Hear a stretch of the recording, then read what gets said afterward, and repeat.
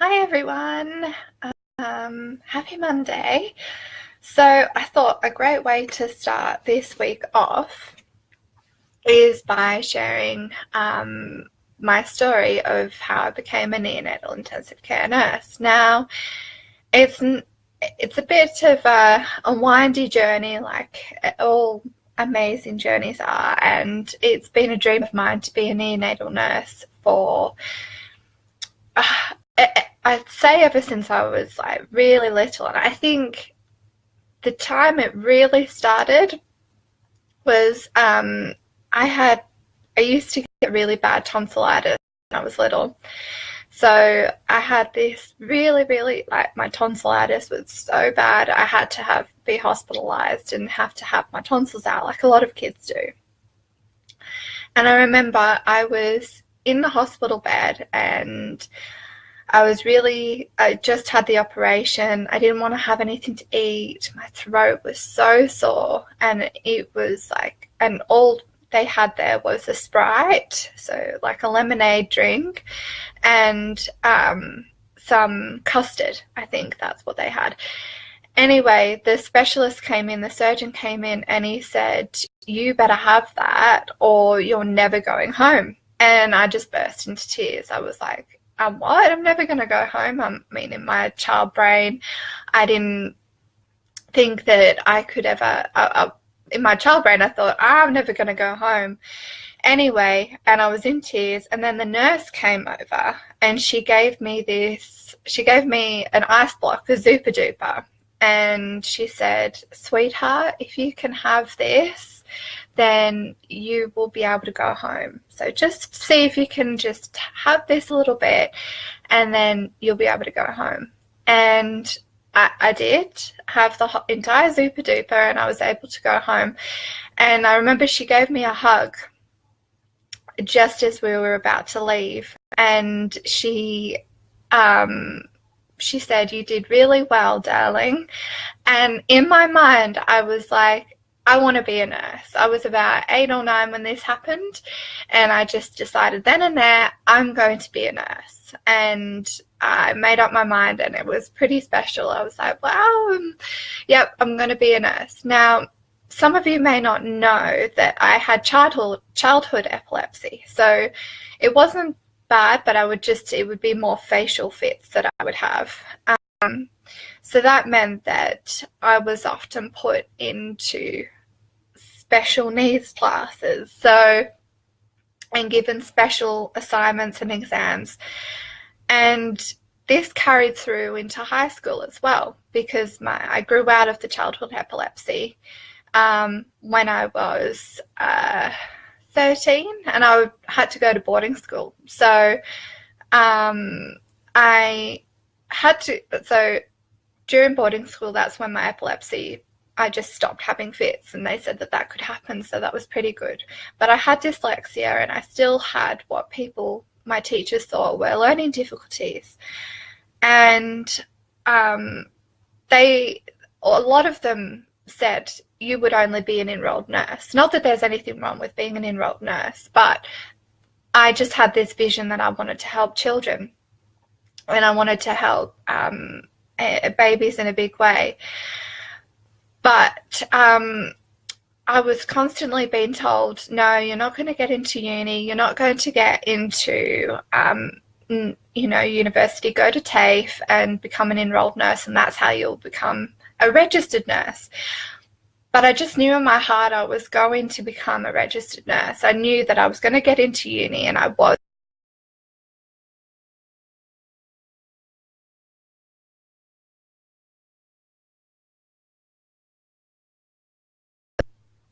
Sorry, we just disconnected then. I just said that I've never gotten amazing grades in high school, or in primary school for that matter. So that really affected my confidence level that I had, and in a bad way. And there were times that I doubted my abilities to become a registered nurse. And so, and even my parents, and I love them to bits, even they said, just become an enrolled nurse. And I said, no, I need to go to uni. I just knew that was a part of my journey. And so my dad, he organised for me to take an extra exam so that I could get into university. And I did. I got into uni despite everyone telling me that I couldn't. And I just kept on persisting. And when I got into uni, and I can specifically remember the moment walking past the neonatal intensive care unit at St George Hospital in New South Wales.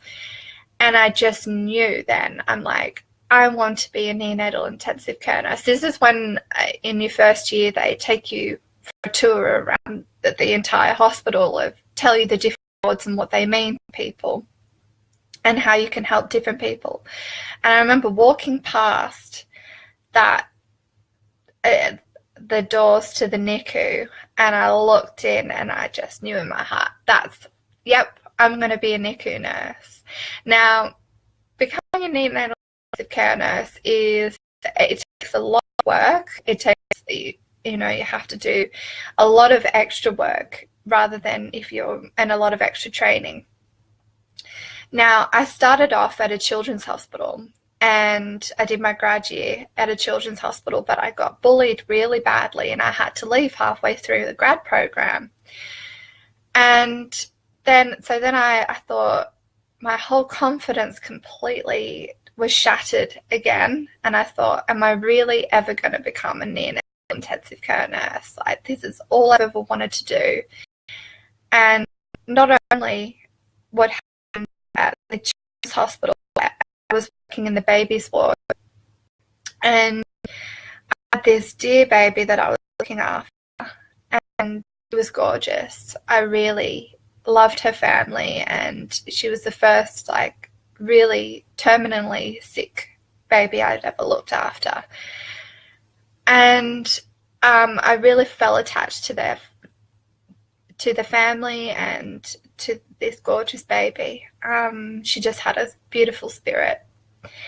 And anyway, I got really sick. As anyone knows who goes into pediatrics, your first year of going into pediatrics, every form of gastro, every form of the flu, everything, just immunity up. It really does build your immunity up. I rarely get the flu now. And I was really ill, so I had to take some time off work. And then when I came back and I went to go and visit this baby, and the room was empty, and I just had this sinking feeling, and I went to my manager and I said, well, what happened to her? And she just said really flippantly, oh, she passed away. Like, no counselling, nothing was provided, even though I'd been looking after her for 6 months. And I think that was the moment in time that I had to leave. That this environment wasn't healthy for me or for my nursing development. So I left, and I even had a moment in time when I thought maybe pediatrics isn't for me. So I went into orthopedic nursing, and that was fun. I had a lot of fun in orthopedics. It was a great way to build up my leadership skills. I was in charge of, I had 2 nurses, a part of my team. Each unit has so you get allocated 10 patients, and you have an enrolled nurse and an assistant in nursing, and so you have to lead them through what they need to do and delegate the tasks. And if anything comes up, then you're the person that they go to. So that really got my confidence level up, and I loved working there. That was at Greenslopes Private Hospital, and the team working environment was amazing. My manager was great. She boosted my confidence so much.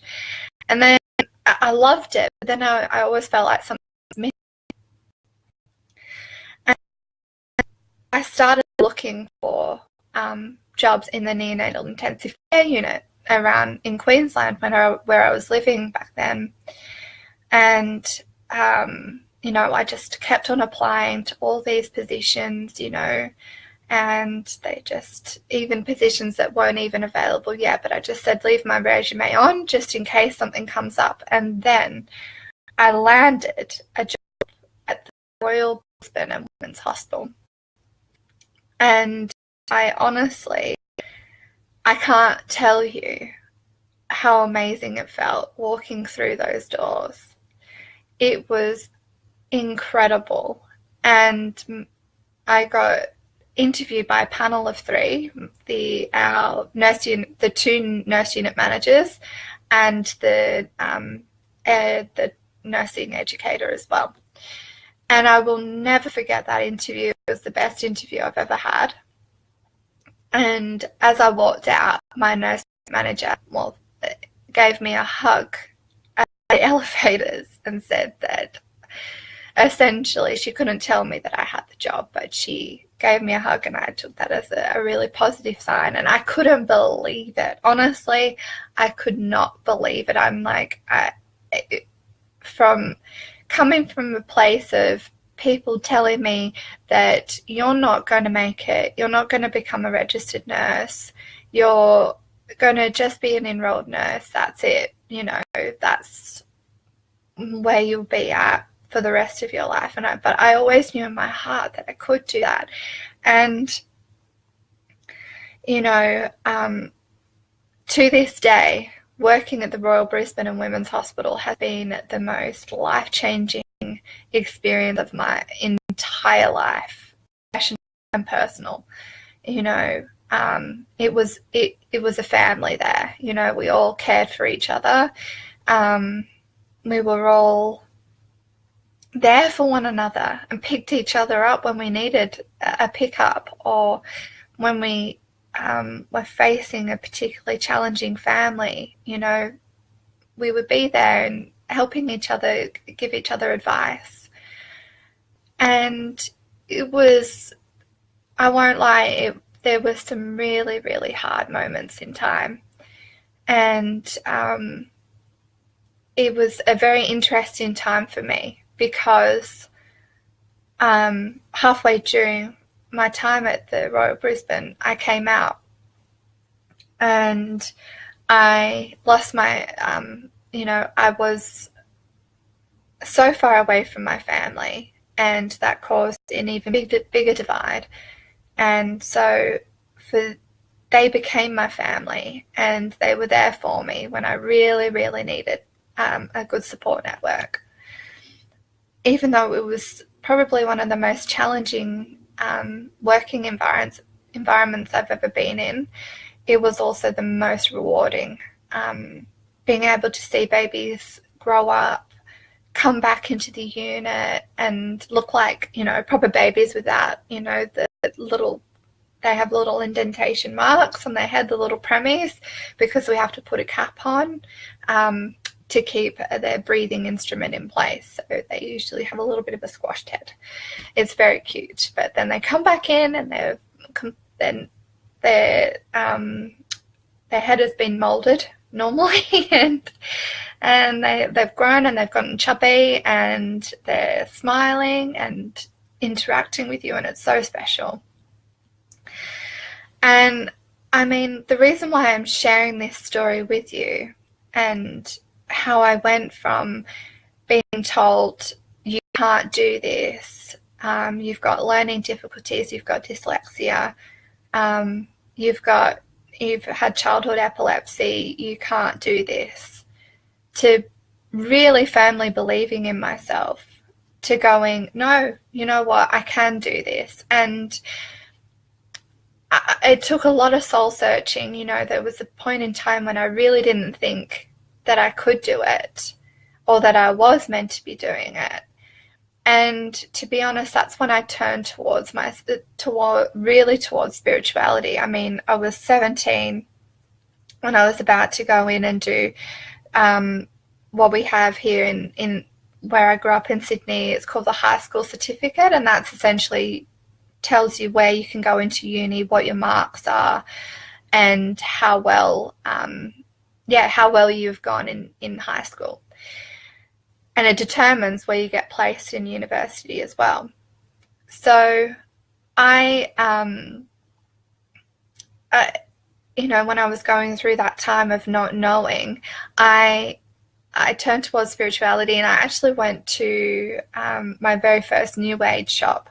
And I remember walking past the shop, and I'd been past that shop quite a few times, and I walked in there really overwhelmed because there were so many different books and so many different card decks, and I was like, I don't even know whether this is for me. I don't know if this is right. You know, I went to a Catholic school. I was brought up Catholic. I thought that this was like demonic or it wasn't right. And I just got instantly drawn to Doreen Virtue's books.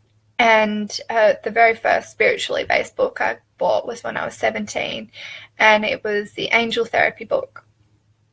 And I still turn towards that book whenever I need some guidance or extra support. And it really started from there. And I started to go and learn more about Doreen Virtue and spirituality and angels and these angel card decks that have been amazing. They have been the tool that has grounded me and helped me make some of the biggest decisions in my life. You know, I still do. I still go to these card decks whenever I'm feeling confused or I need a little extra guidance or support for myself.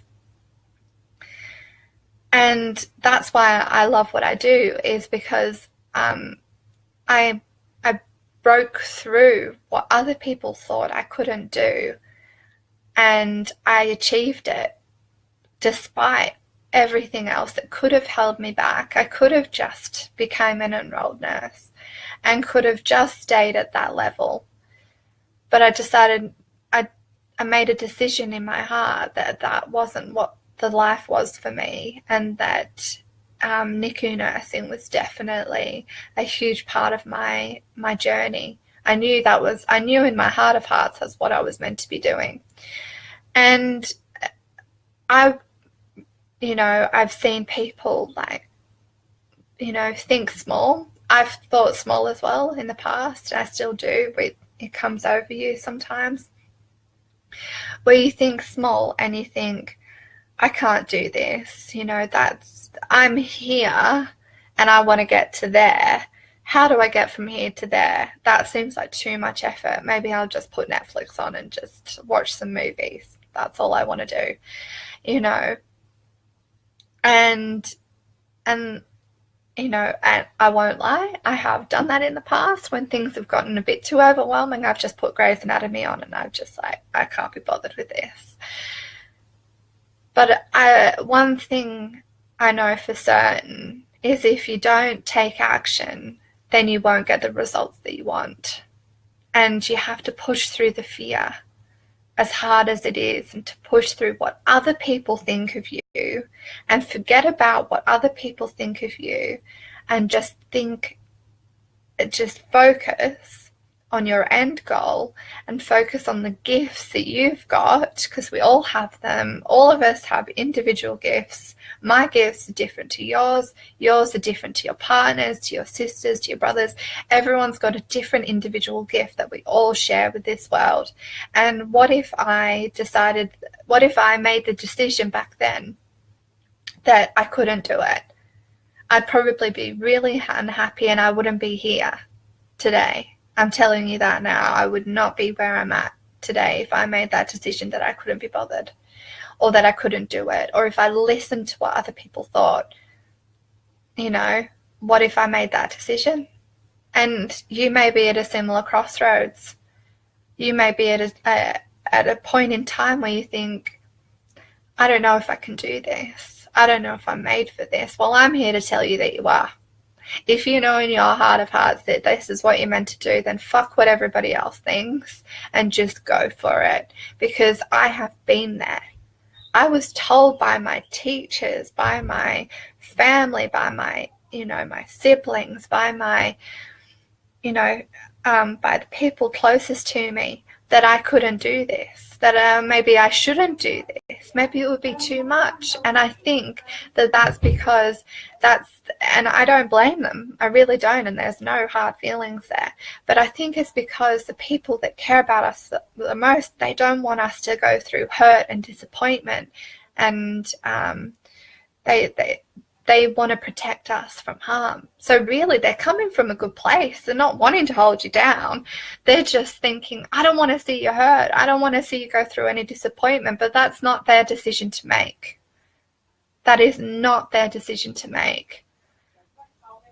So whether you're in a relationship that you think, I don't think I should be in this relationship anymore, I feel like that I need to be on my own, but other people around you are saying, no, but he's great, he's lovely, he cooks dinner, he cleans, wow, what are you complaining about? But in your heart you go, no, it's not feeling right for me.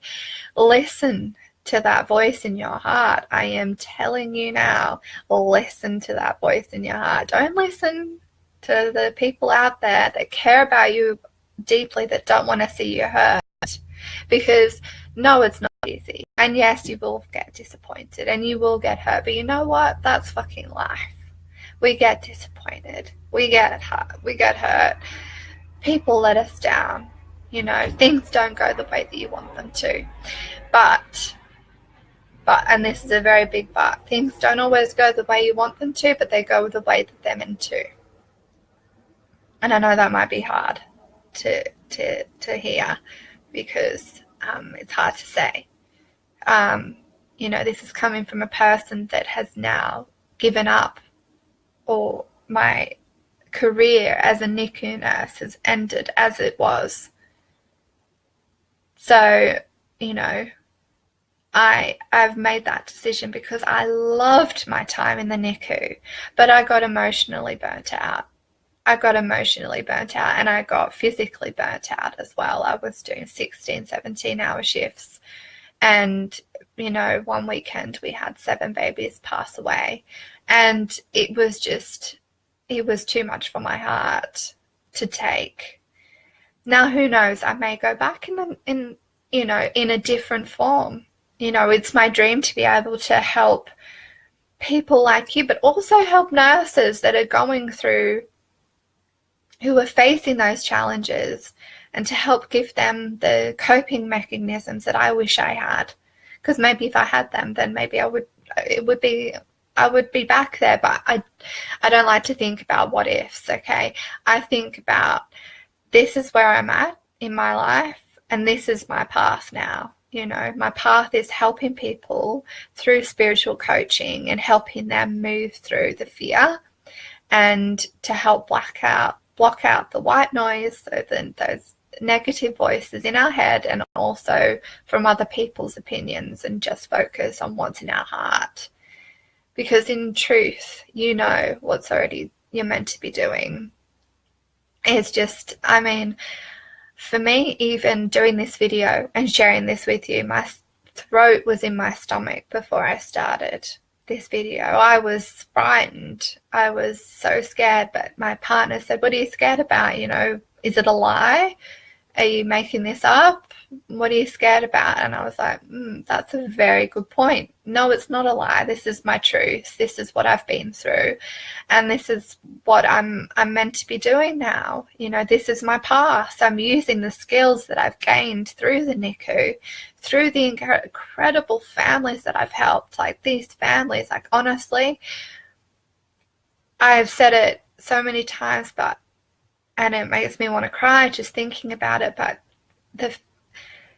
thinking about these tiny babies, and they have this incredible strength and will to live, and it's like they have this innate positivity in their brains that just keeps them going, that despite they've been born at 25, 26 or even 23 weeks, you know, that they're surviving.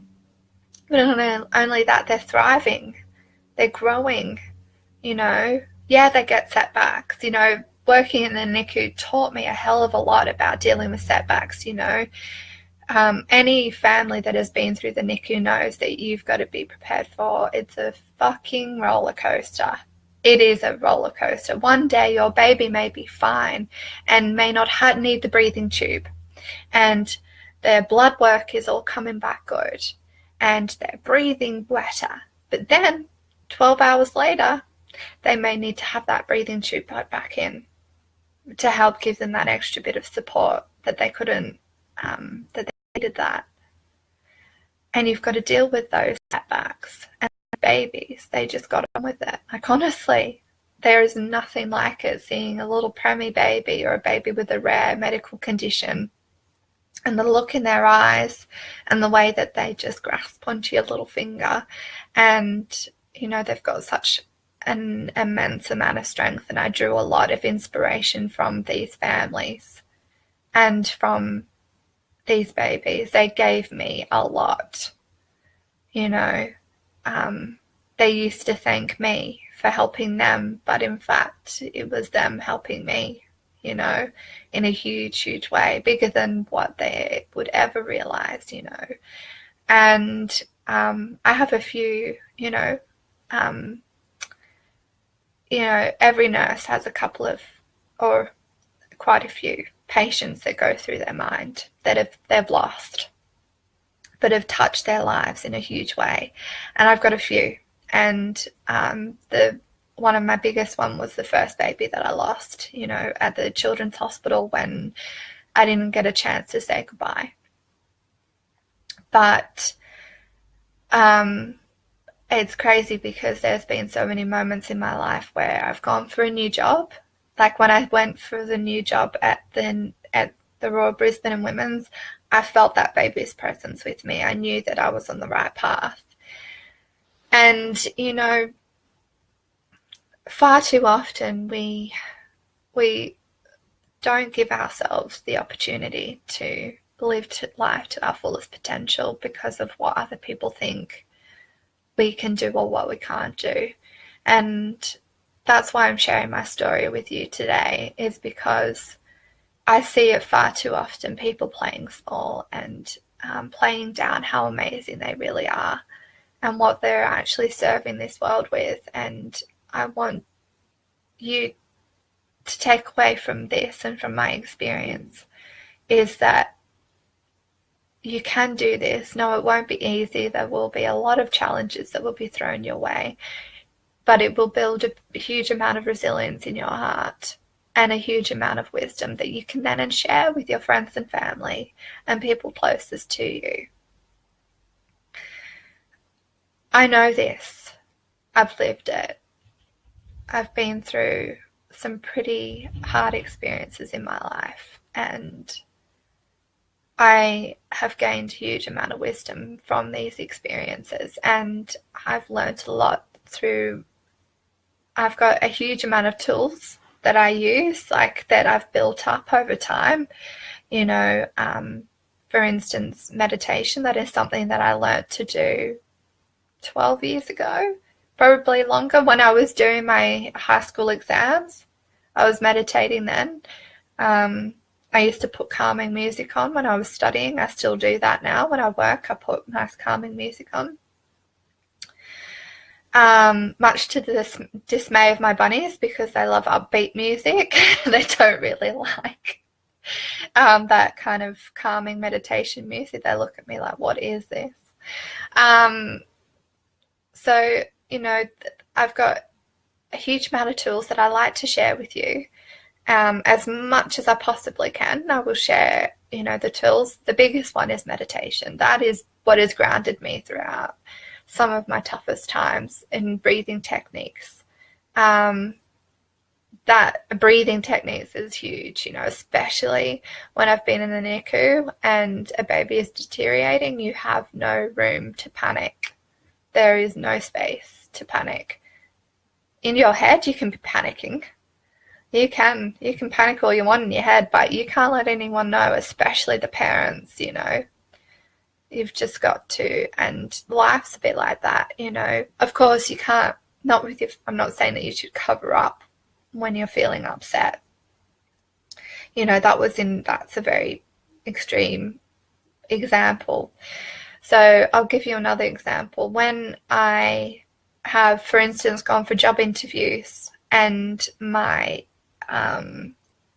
breathing, I notice my breathing starts to get faster, my brain starts to get cloudy, I start to ramble on. I just try to take a step back, focus on my breathing, trying to bring myself back into the present moment. I hope that helps you. One breathing technique I will teach you right now that I do, and it is really simple. It is, if you can just remember 4, and that's all you need to remember is 4. So I'll do it with you now. Is like, so you breathe in and count to 4. So 1, 2, 3, 4, then hold for 4. 1, 2, 3, 4, and then exhale over 4. 1, 2, 3, 4. Hold for 4. 1, 2, 3, 4. And you just do that, and that helps to bring your mind back to your body.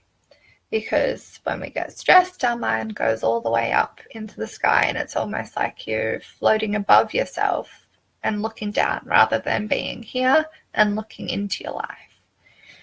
I hope that really helps you. And yeah, so that's my journey from when I was 8 or 9, and I had really bad chronic tonsillitis, and I had a tonsillectomy, and a huge amount of pain, and the specialist came, and anyone who has worked with surgeons or have been with surgeons, there are some good ones out there, but on a whole, they lack social skills and have terrible bedside manner.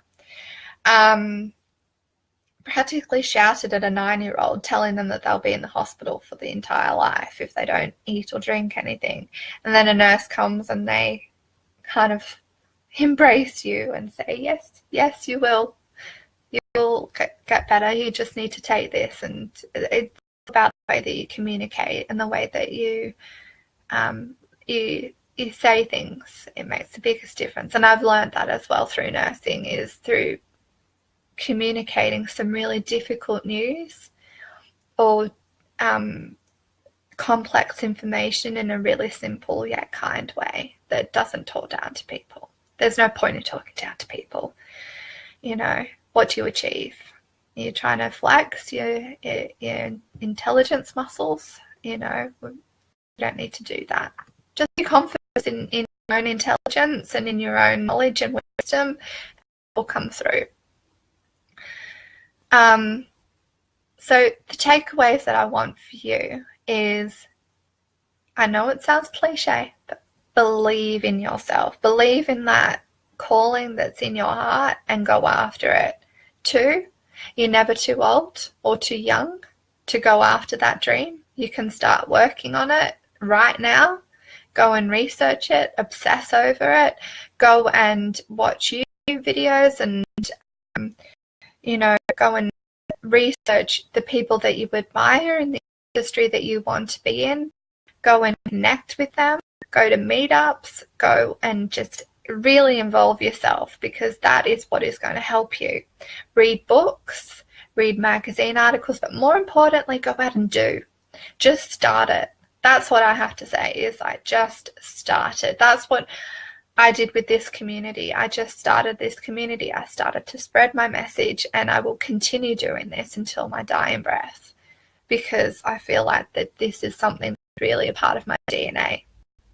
I've been studying spirituality, these coping mechanisms, and how to live your truth since I was 17. Well, probably even before then. I just always knew, but really studying this, and I'm now 31.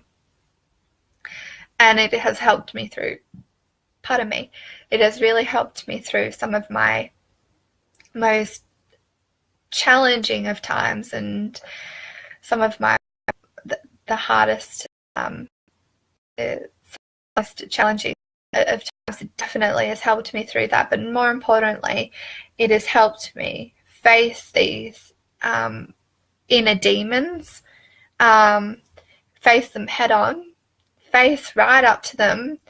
I don't know if any of you have seen the Stephen King's film, It. That really resonated with me. Now, it was scary. I hate clowns. But it's so poignant, because you face it's like you're facing your fear head on. You're facing it, and it's like you can either let it take control of you and you float, and you don't do anything and you just literally get paralyzed by that fear, or you look it straight in their face and you shrink it and you think, no, I'm not going to let you take control of me or take control of my life. I'm taking control of my life. Fear is no longer fear. I will no longer let fear impede on me living my truth. Fear of what other people think of me, fear of what I think of me, fear of fucking up, fear of not doing the right thing at the right time. No, I'm just going to go out and do it. And you've got to try. That's my biggest thing, is you've got to try. You know, it's so easy, isn't it, to just sit back and watch the world go by on your phone, and like you don't actually care about what you care about, or to watch hours and hours of Netflix rather than reading and immersing yourself in what you really care about. Now, don't get me wrong, Stranger Things has just come back on, and I probably will immerse myself in hours of of Netflix. I'm not saying that you shouldn't. Everyone deserves time to chill out, and your brain needs that to switch off. But don't let fear hold you back in that way. You know, if I can become a NICU nurse, and if I can build a community like this, and if I can do those things, then you can too. And I'm telling you that because I didn't think I could at some points, but I'm here. I'm a living, breathing example of you can achieve your goals and your dreams and your biggest desires. I want you to do that. So one thing I would love for you to do is to write in the comments a big dream of yours. I really want that for you. I want you to write in the comments what a big dream of yours is, and if you're feeling brave enough, what you think your fear is that's holding you back. What is your it, you know? What is your Pennywise that's holding you back? For me, I will share with you here now, my big dream, my big vision is to create a huge movement where people love them enough to go after what they want. My big vision is to write books, to go and do speaking events, to share my experiences, to show people that they can do this too. My big dream is to do TEDx talks, to be a published author for a reputable publishing company. My big dream is to do more videos like this and to connect with you, to be vulnerable with you and share some of my ups and downs. My big dream is to help people like you live your truth. You know, not just as a cliche, but literally I want to help you live your truth, because I've seen far too many people waste away and live a life that's not fulfilling or is they're settling for. I think life is here to be lived, and we're here to live it right now. And I am doing that, and I am going to be launching spiritual coaching. So that is a big dream of mine, that I've wanted to be a coach. And not, I love doing my readings, but I feel like I do a reading and I don't get that long-term engagement that I really want to be able to help and see a huge difference. So that is something that I will be launching very, very soon, like literally in the next week. We'll be launching a spiritual coaching course where you'll get one-on-one coaching with me. And I tell you what, that takes a lot for me to say that, because I have gone through quite a bit to be able to get to this point where I want to actually do this and push through the fear of, am I capable? Can I do this? All those voices in my head. But I'm telling you now that I became a NICU nurse, and now I'm a spiritual coach, and damn right I can do it, just like you can. And I want to go and I would love for you to write in the comments a big dream of yours, your big vision for the world, of how you make your legacy. What's your legacy? And I want you to share that in the comments, and then I would love for you to then go and write in your journal or on a piece of paper that dream, and I want you to stick it on your bathroom mirror, and I want you to look yourself in the mirror every damn morning and say, I can do this. Nothing is going to hold me back. That is what I want for you. So if you can do that, I'll be supremely proud of you. I'll figure out a way that I can allow photos in the comments so that you can take photos of it as well, because I want to see you writing this down and putting it on the mirror and saying, I'm going to do this, Ali. So figure out, I don't know how to do that. Either way, I'll find a way for you to be able to post those photos to this page, and let's come together as a community. Let's big each other up. Let's, pump each other up, and let's do this, let's push through the fear. And I've already got a comment from Danny, who shares amazing gifs with me, like giffies. every reading, I love them. Okay, I want to be a famous medium to book about my life spirit and find the man who is my soulmate and love. I love that, and I see you can definitely do that. I am telling you now, you can do that. And thank you so much for sharing. And I want you all to, if you're feeling brave enough, and I think you are, so I you to read in the comments. Let's and to read through the comments as well. Let's support each other. Let's like and comment on each other's dreams and say, yeah, you can do that. Let's, this is what this community is about. It's about helping each other, I think far too often there's that scarcity mentality and it drips down into our friends and family's lives, where we think, oh, you're in the spiritual world, there's only one person that can be in the spiritual world. No such thing. All got our own gifts. We can all do it. We can all have our own way of changing the world, and I firmly believe that in my heart. I know that. I know scarcity is a myth. It's a big ass myth.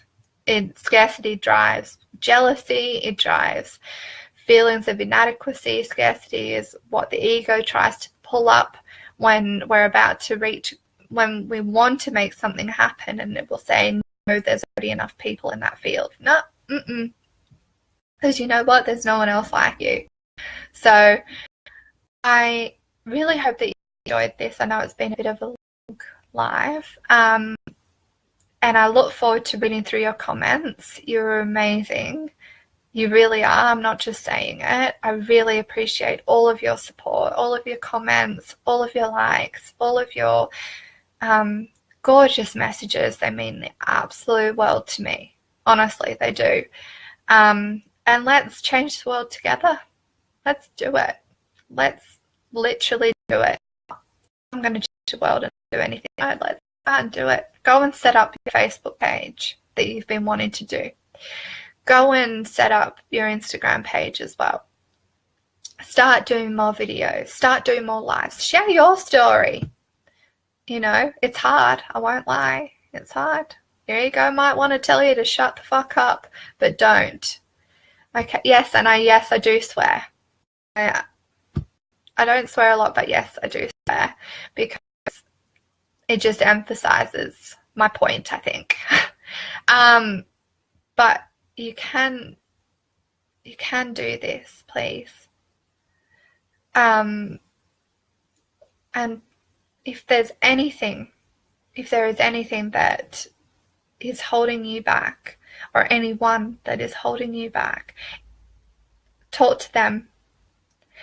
Tell them how you feel.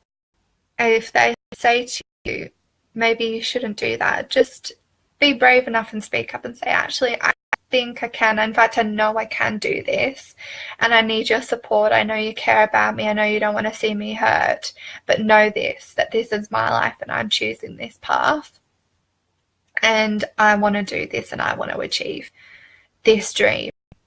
It's not for you to tell me and can do. And that even means talking to yourself, to your ego, and like when your ego comes up and says, oh, you can't do that, I want you to look yourself in the eyes and say, actually, you can.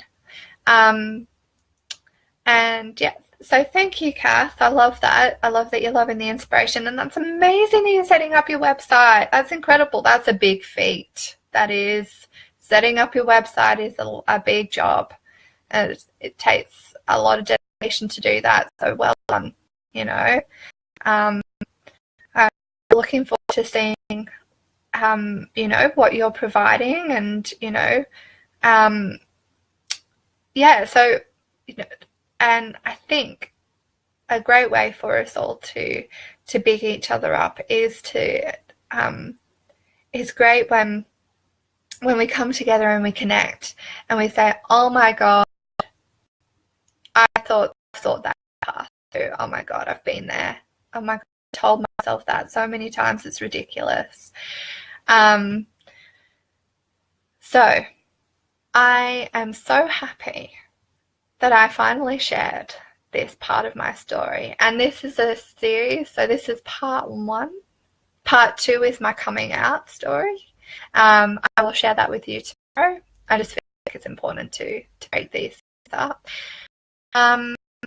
Stay tuned, and I will post later on today the time that I will be on live tomorrow to share my my coming out story, and then you will find out as well a little bit more about me and how you too can come out of whatever closet it is that you've been hiding in. You know, I know it's hard, but you can do it.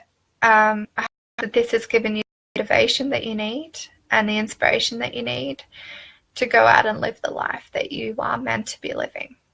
And have a wonderful rest of your Monday. Monday is a great way to get started on the week, to write your goals down, to write a love letter to yourself, to write down what I said on piece of paper and stick it up in your bathroom mirror so that you see it every damn day. And it's a great way to reset and to have a really fresh start, a new beginning. So I hope that this has been a great way to start your week, and I'm so grateful for you, for each and every one of you in this community. I honestly am. You make my heart sing. You really do. And keep on shining. You know, there's so much darkness in this world. We need your light. So have a wonderful rest of your Monday, and I'll catch you all here tomorrow. And you can find out a bit more about my coming out story. Okay. Lots of love to each and every one of you. Okay. Bye-bye.